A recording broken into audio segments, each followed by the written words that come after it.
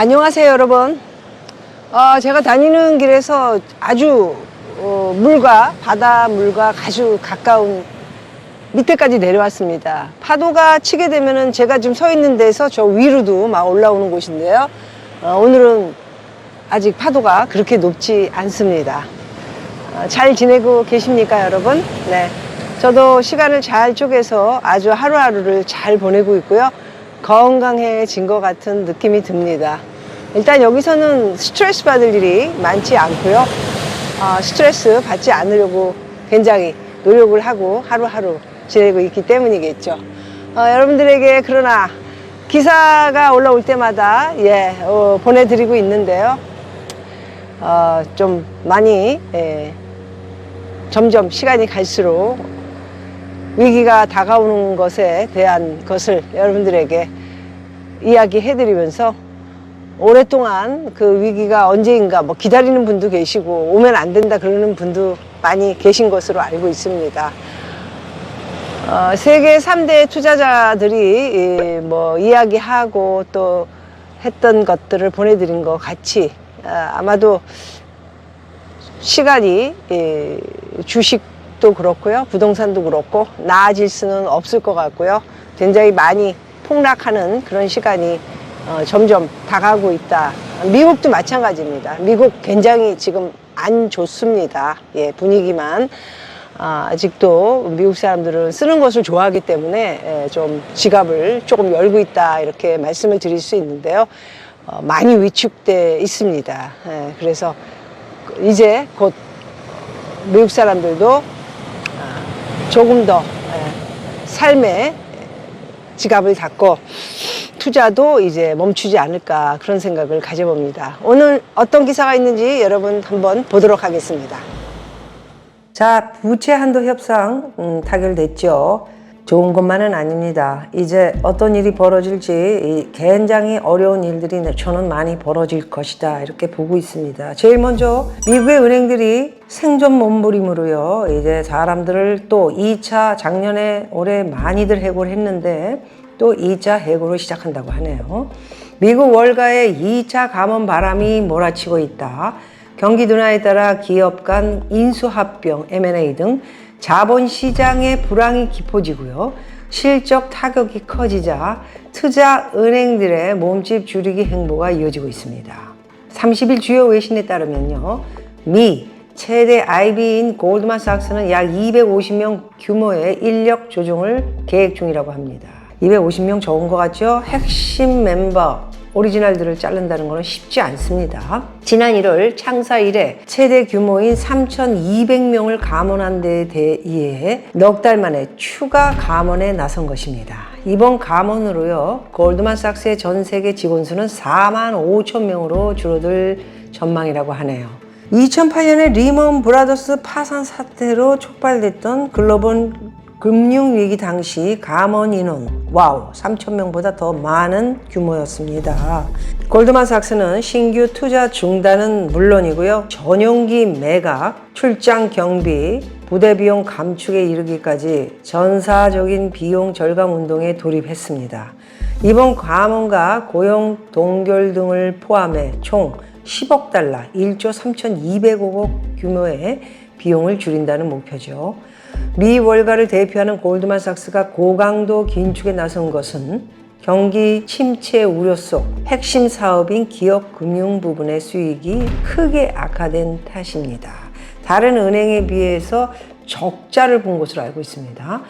기업 금융 부분 실적 의존도가 높은 골드만삭스는요, 고금리 호재와 지역은행 예금 유출에 따른 반사 이익을 누리지 못하고요, 올 1분기 순이익이 32억 3천만 달러로 전년 동기보다 18% 급감했습니다.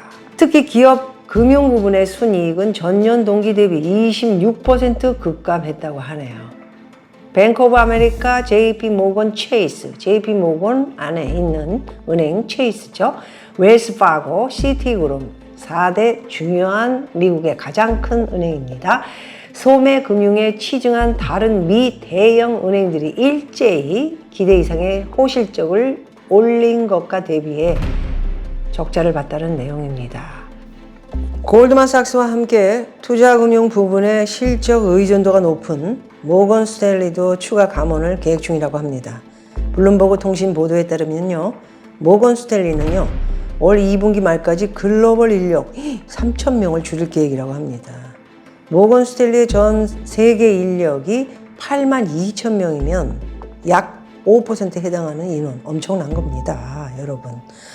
자, 이번 감원은 지난해 12월 전체 인력의 약 2%에 해당하는 1,600에서 1,800명을 해고한 지 불과 5개월 만에 또 나온 것인데요. 지난해 감원 당시 모건 스탠리는 추가 감원은 없을 것이다, 이렇게 밝힌 바 있죠. 그런데 3,000명을 자른다. 얼마나 지금 미국이 심각한가를 볼 수 있습니다. 이 밖에도요, 뱅크 오브 아메리카, 웰스파고, 시티뱅크, 시드그룹 인력 감축한다, 이렇게 밝힌 상태입니다. 지켜보죠. 유럽은 어떤가요? 유럽의 1위 독일이죠. 자동차의 나라, 자동차를 세계에서 가장 많이 수출하는 나라. 독일 경제가 2분기 연속 역성장, 경기 침체에 진입했다. 독일뿐이 아니고 프랑스, 영국 말도 못하게 지금 엉망진창이고요. 경기 침체를 맞아서 어려운 독일이 이러니 다른 유럽 나라는 어떨까? 여러분 상상해 보십시오. 우리나라 대한민국 암울한데요. 좀 보도록 하겠습니다. 4월 생산 소비 동시에 마이너스 전환됐고요. 여러 번 말씀드렸죠. 상저하고가 아니고요. 박미 TV의 박미는 이미 상저하저 된다. 미안합니다. 결정을 해서 상저하중도 아니고요. 상저하저 된다, 이렇게 말씀드렸는데 동아일보에서 상저하저라고 얘기는 안 했고요. 우려다 라고 이제 드디어 신문에서 이야기를 하고 있네요. 이렇게 신문에 깔릴 정도면은 우려긴 하지만 상저하저 될 확률이 높은 것이죠. 저는 결정했습니다. 그래서 수출, 내수 위축에 반도체 부진이 겹치고요. 산업 생산 1.4% 소비에 2.3% 감소, 반도체발 재고율이 13%포인트 급등했다고 합니다. 신문에 이 정도 나왔으면 더 재고도 높고요. 수출 내수 위축도 훨씬 높다고 보시면 됩니다. 경기 반등 예상보다 늦어질 것이다. 경기 반등 좀 희망은 자유니까요.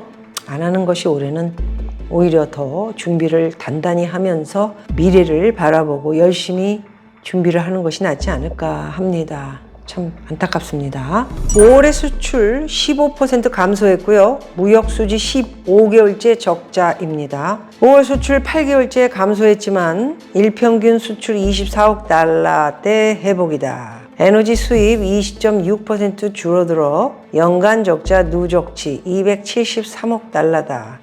좋은 얘기도 있어야죠. 지난달 한국 수출이 8개월째 역성장하며 부진한 모습을 지속했다.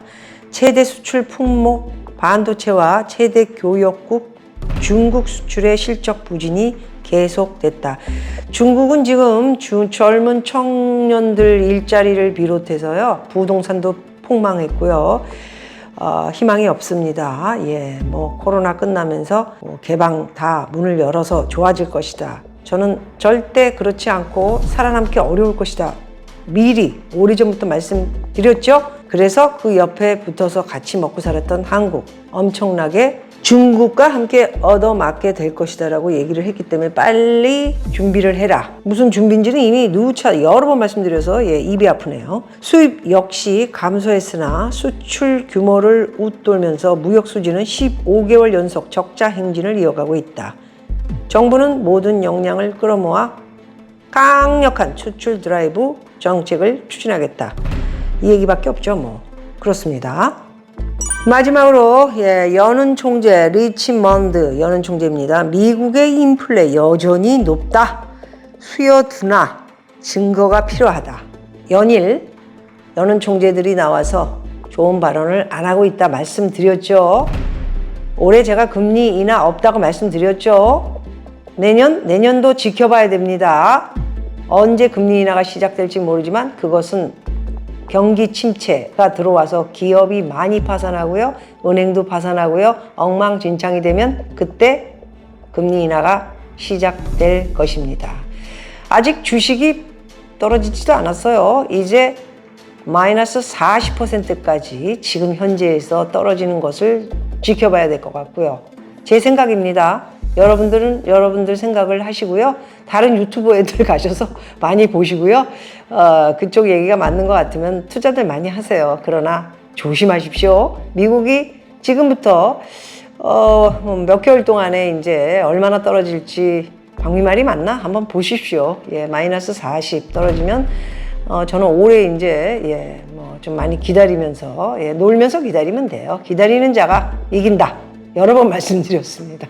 예, 그리고 금리 이제 올라갈 것 같습니다. 6월에 올릴 건지 7월에 올릴 건지 0.25 한 번 더 올라갈 것 같고요. 우리나라는 그러면 2%의 금리 차이를 보이면서 달러 잘 많이 지키셔야 될 것 같아요. 예, 부탁드려요, 한국. 예, 우리는 달러를 지금 바꿔놓고 기다리시는 분들은 알아서들 잘 결정하시기 바라고요. 모두 건강하십시오. 박미TV의 박미는 하와이에서 소식을 전해드렸습니다. 네, 저는 지금 길고양이하고 서 있지 않고요. 길고양이 누워있고 저는 서 있어요. 안녕. 네, 이곳은 또 그 길고양이가 되게 많이 있고요. 이 친구들한테 밥을 주는 사람들도 엄청 많습니다. 그래서 여기에 고양이가 수천 마리는 좀 힘들고 엄청 많은 고양이들이 살고 있기도 합니다. 함께 살아가는 것이죠. 지금 보시는 곳은 좀 독특하긴 한데요. 이렇게 돌로 만든 게 아니고 자연적으로 이렇게 형성이 된 것이죠. 걷게 되니까 서울의 생각이 나고 또 한국의 저의 두 번째 집으로 왔다 갔다 하는 제주도 생각도 나네요. 많은 분들이 하와이에 오시게 되면 제주도하고 비슷하다 이런 말씀들 많이 하시는데요. 비슷한 점이 상당히 많은 곳이기도 합니다. 그러나 또 스케일은 조금 많이 틀리죠. 모든 것이 갖춰져 있는 인프라 조성이 돼 있는 곳이고요. 전 세계의 모든 사람들이 이곳에 투자를 하는 곳이기 때문에 정말 여러분들이 상상하는, 생각하는 스케일과는 완전히 틀린 것이 또 많이 있습니다. 오늘도 기사를 읽어드렸는데요. 글쎄요, 이제 점점 오프닝에서도 말씀드렸던 것처럼 주식이 한번 대폭락이 있을 거다. 저는 그렇게 쭉 말씀드릴 수밖에 없고요. 한국 또한 미국에서 주식 폭락과 여러 경제 안 좋은 소식이 이제 크게 터지게 되면은 함께 가지 않을까 그렇게 보고 있습니다. 여러분 모두 만반의 준비 항상 하고 계시고요. 이제 그 절정이 다가오고 있는 가을이 아직 여름도 오지 않았는데 가을이냐 대비해야죠. 가을 겨울을 생각하시면서요. 자, 이제 현찰이 준비가 많이 되신 분들은 어떻게 이제 투자를 해서 전보다 더 노후를 잘 준비할 수 있는 부자가 될 것인가. 좀 준비가 안 되신 분들은 또 어떻게 길 방향을 정해서 가야 될 것인가. 여러 고민들이 많으실 것 같습니다. 좋은 선택하시기 바라고요.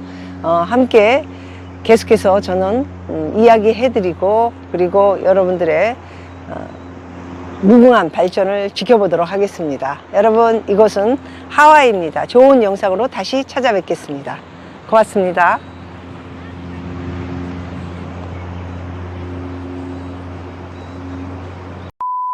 살짝 여우비가 지나가고 지금 무지개가 또 지금 크게 만들어지려고 하고 있습니다. 어제도 그리고 이틀 전에도 계속 이곳은 살짝 비가 오고요. 다음에 무지개가 굉장히 크게 만들어지는 모습을 직접적으로 보고 있습니다. 너무 감사하게 보고 있습니다.